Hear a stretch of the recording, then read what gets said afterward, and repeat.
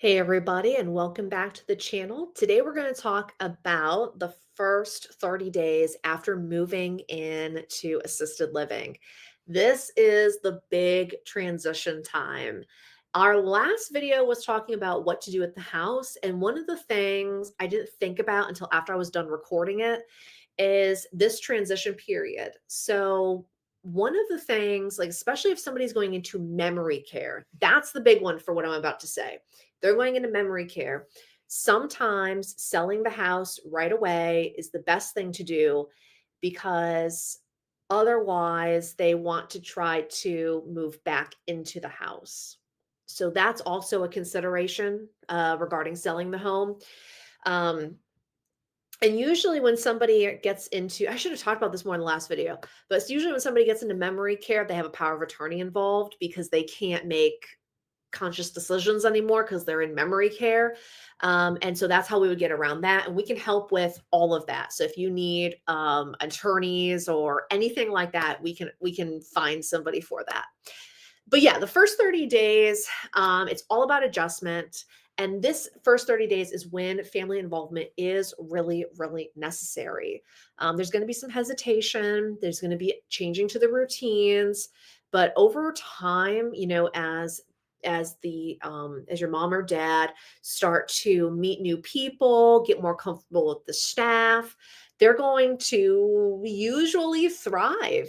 And we get people that don't. I mean, and I don't say not thrive, like they hate it there, but that just sit in their room all day and that's it. And they watch TV and, it's the same as being at home. And then they get up, go to their meals, and go back to their room. And that's okay too, you know? But family visits during the first 30 days are really important.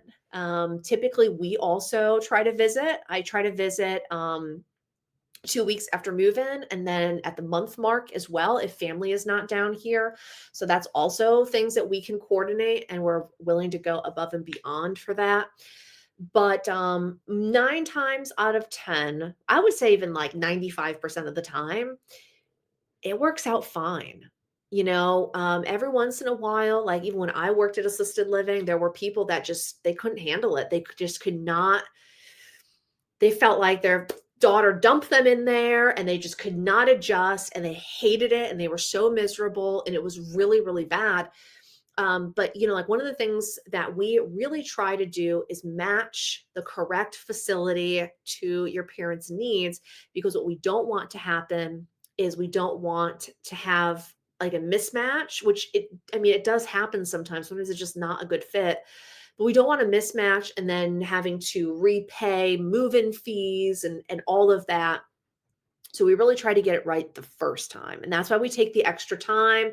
It's not just a name drop business. It's not just like, oh, hey, marketing director of this place. Yeah, this person's interested. Like, here you go. Good luck, and hand you off. We really try to walk through the process to make sure we don't have those issues. But like I said, 95% of the time, it's fine. It's totally fine.